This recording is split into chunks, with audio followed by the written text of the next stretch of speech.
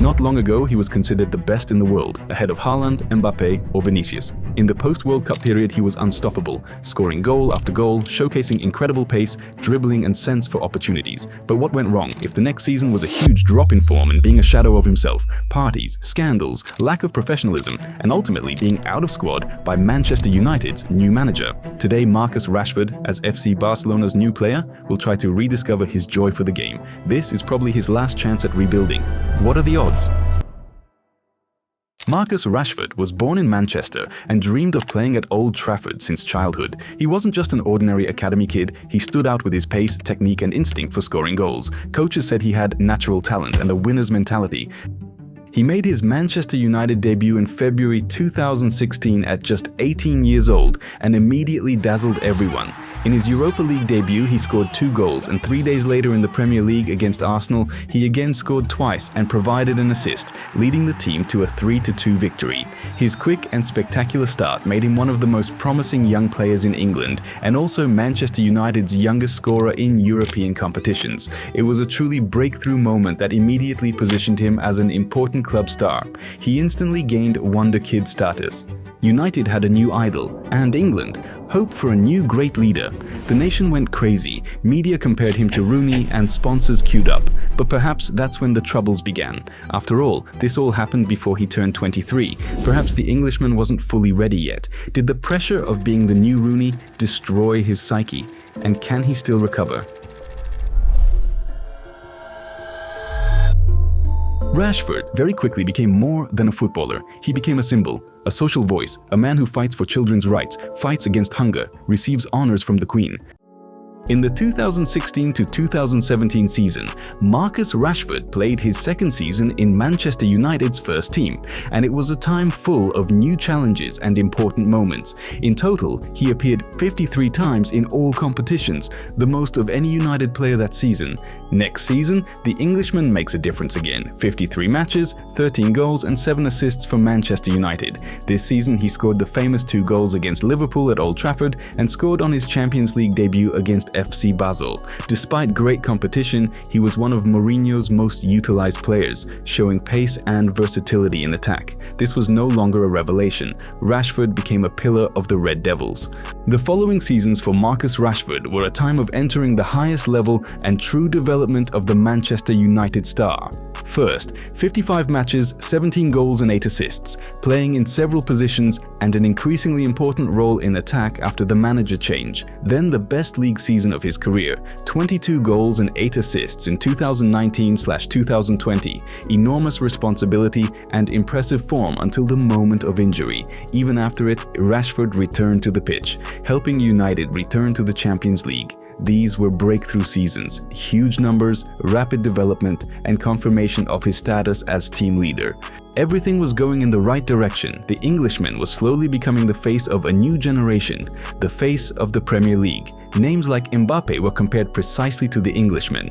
The memorable goal in the away match against PSG in the Champions League, the milestone 50th league goal for United, the record 9-0 against Southampton, and steady development, undoubtedly a very good period for the winger.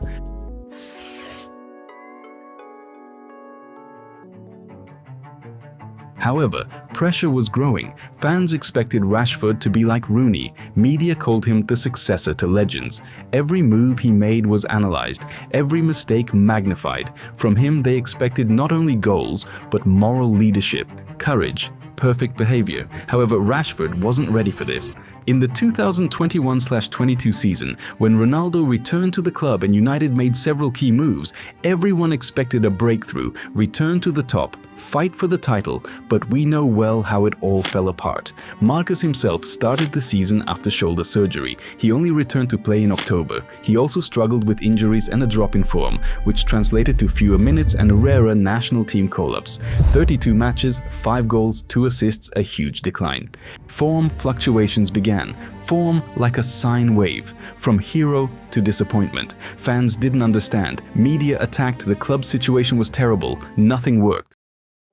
However, the 2022/2023 season came, which was pivotal for Rashford. After a weaker year, he returned in great style, scoring 30 goals and 12 assists. manager Erik ten Hag played a key role, allowing him to play more offensively and effectively. Rashford was again United's leader, won the League Cup and was chosen player of the season by fans and teammates. At one point, the Englishman was so good that he was considered the best in the world, ahead of Haaland, Mbappe or Vini.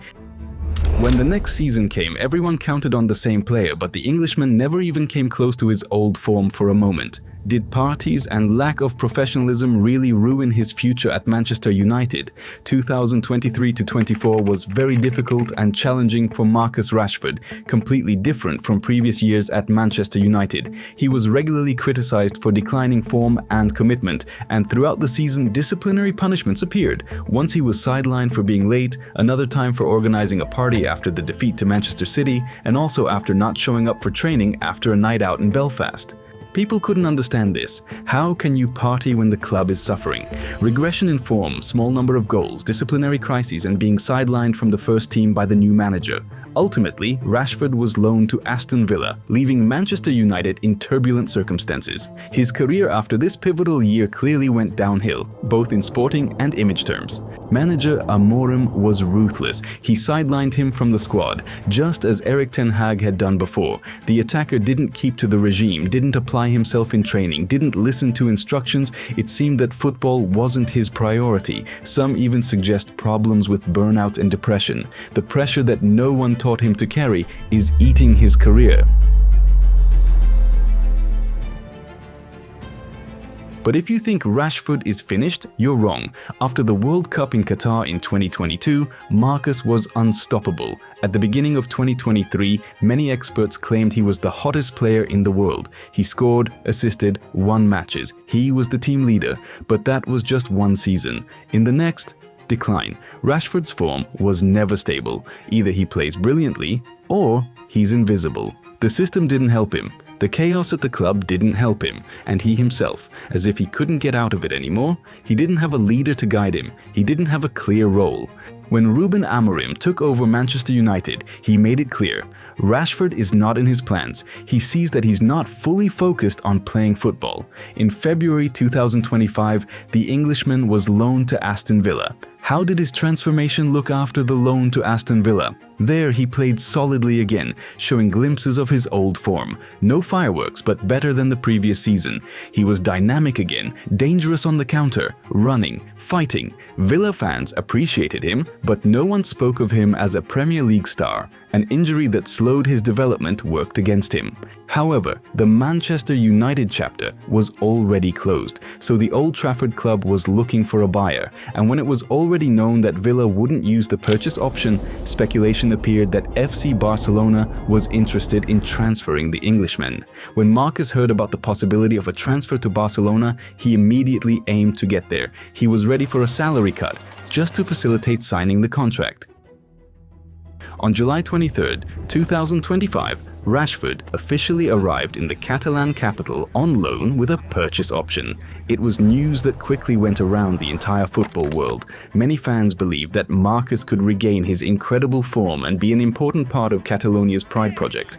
But does this transfer make sense? At Barcelona, Rashford doesn't have to be the savior. He's not in the spotlight. The main roles are already played by Yamal, Lewandowski, or Rafinha. He can just play his game. Why might he revive at Barcelona even though he's not the #1 star there? Maybe for the first time in his career, he doesn't have to carry the pressure of being a hero. Maybe for the first time, he can focus on the game, not expectations. Paradoxically, being Manchester's savior might be harder than being second fiddle at Barcelona. Spanish sunshine, different mentality, calmer media, all this can help. Manager Flick is already praising his commitment and intensity. In pre-season matches, Rashford looks fresh, hungry, ambitious. Barcelona is a team set up for offense, so players like Rashford only benefit from their abilities. This could be the moment when everything changes, when he stops being United's symbol and starts being just himself. And Rashford, he looks more focused than in years. He probably knows this could be his last chance at rebuilding, now or never.